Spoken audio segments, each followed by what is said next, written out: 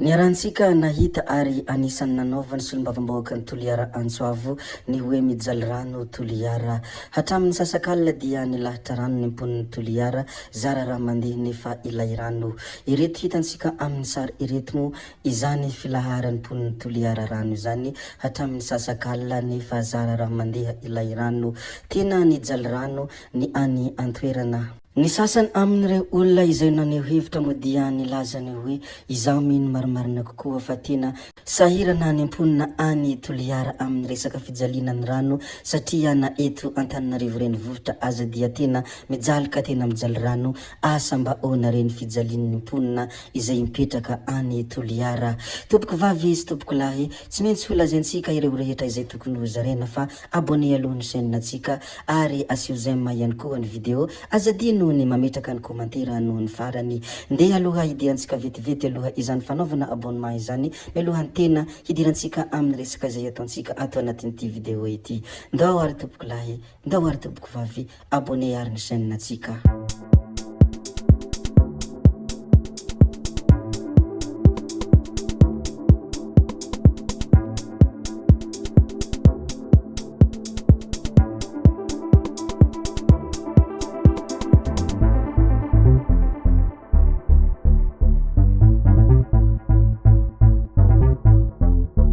Ny amin'izao fotoana izao raha araka ny loharanom-baovao izay navoakany Orange Actis dia efa miverina ny famatsiana ny jiro sy rano ao Toliara.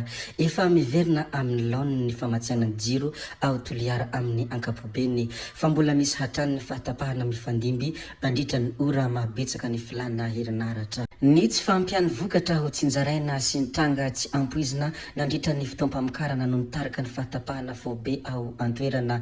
Nisy ihany koa ny fihenan'ny tosika rano fisotro nandritra ny iny fahatapahan-jiro fobe iny, indrindra amin'ireo faritra avo sy lavitra, fa miverina miandalana izany hoy ny jirama any an-toerana.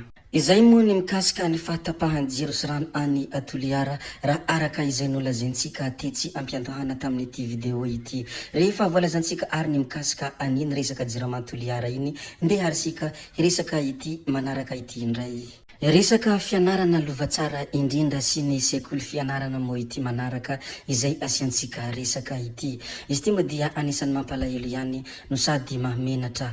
Toy izao ny latabatra ianaran'ny ireo ankizy ao amin'ny sekoly tsy miankina iray any amin'ny distrikany Isandra iny. Ireto sary hitantsika ireto dia jerevo kely, dia dinio lalina dia lalina, dia mba onany fahatsapana rehefa aveo. Atako angamba fa tena sady mampalahelo no mahamenatra mijery ny sekoly fianaran'ny ankizy satria ohatran'izao hitantsika amin'ny sary izao. Rehefa voalaza ihany koa ny mikasika ny sekoly izay ianaran'ny ankizy, izany hoe latabatra raha tena marimarina kokoa, ndeha arisika hilazany manaraka indray. Fa ity anankiray ity kosa dia hafatra nomeny solombavambahoaka Rafidimanana Désiré raha araka ny hita tao amin'ny Info Culture Media. Rafidimanana Désiré ny hita sy tsapa hatramin'izay dia nilaza foana ireo mpanohitra hoe tsy hanaiky nefa resy foana hoy ity solombavambahoaka ity. Hambolo korontana indray ve ianao hoy ny fanontaniana izay napetrany, tsy fotoanany izany intsony izao raha araka ity zavatra hita tao anatin'ny Culture Media ity, ny hafatra izay nataony Rafidimanana Désiré ilay solombavambahoaka ao amin'ny boriborintany fa efatra. Ny hita sy tsapa hatramin'izay dia nilaza izy ireo fa tsy hanaiky nefa resy foana hoy fidy TMH. Izany hafatra izay omeny solombavambahoaka izany dia miantefa tanteraka amin'ireo mpanohitra izay milaza tsy hanaiky, izay milaza tsy hanaiky ary nilaza tsy hanaiky foana hatramin'izay nefa dia resy foana. Koa satria miresaka mikasika mpanohitra izay isika dia nandefa hafatra ihany koa i Paolo Raholoanarivo tao amin'ny pejiny.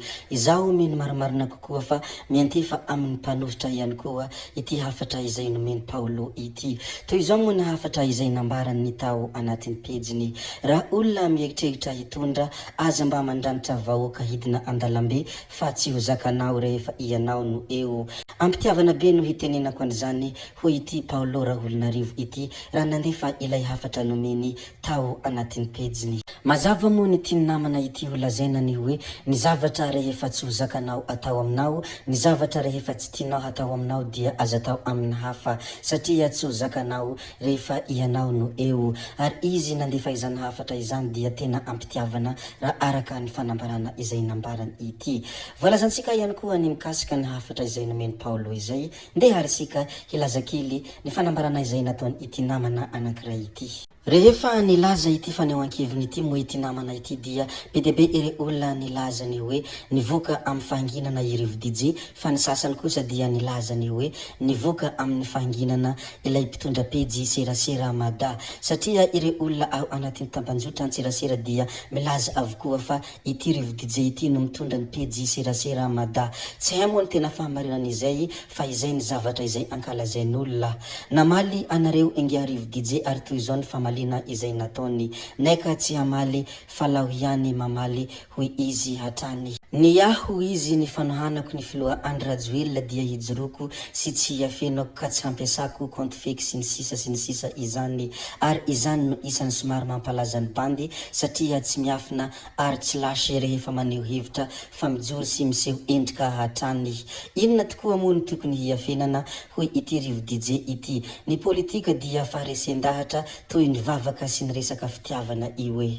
Izaho manokana hoy izy hatrany sy ireo mpiaradia aminay dia resy lahatra 100% fa ny filoha ankehitriny irera hatreto no afaka hampandroso ity firenena malagasy ity. Ekena ary efa nanambara izany ny filoha tamin'ny kabariny tamin'ny farany taona fa maro ny olana saingy efa betsaka ihany koa ny asa sy ny ezaka nataontsika ary tsy mora ny manao zavatra fa miroso isika. Raum hoaziny boldiny day hoy ny vazaha izay, indrindra mora lavaka be mangitsikitsika no mila tsentsenana noho ny fitantanana teo aloha. Ny fehenty koteneny nangamba hoe ity rivo DJ ity dia ny hoe na ho lazainareo fa daholo io compte fake sy page rehetra mpanohana TGV io, na lazainareo mpinono, na lazainareo mpilelaka, na lazainareo mpamony afo sy ny sisa dia tsy maninona fa za tsy hitsahatra ny hanohana ny filoha ankehitriny satria za mino fa Madagasikara tsy maintsy mandroso miaraka amin'ny filoha Rajoelina. Ny hamaranako azy indrindra hoy ity rivo DJ ity dia ny hoe ny zavatra mamy moa nononona sy lelafina,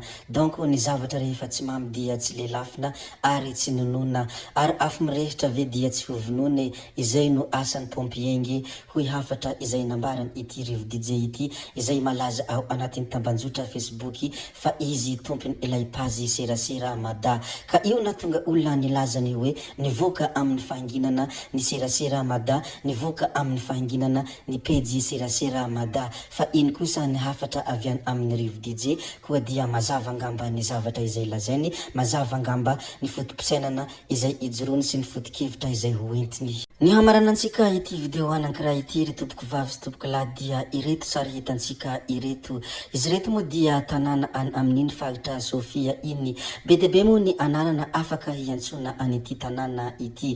Ny sasany moa miantso azy hoe Port Berger, fa ny sasany kosa dia miantso azy hoe Borziny, fa ao ny sasany manao azy hoe Banja, ny sasany moa dia manao azy Belalitra. Fa mety avokoa izay afaka hiantsonao an'ity tanàna ity, fa nisan'ny tanàna tsara sy tanàna mahatamana ity tanàna ity ary feno olona manan-talenta ihany koa.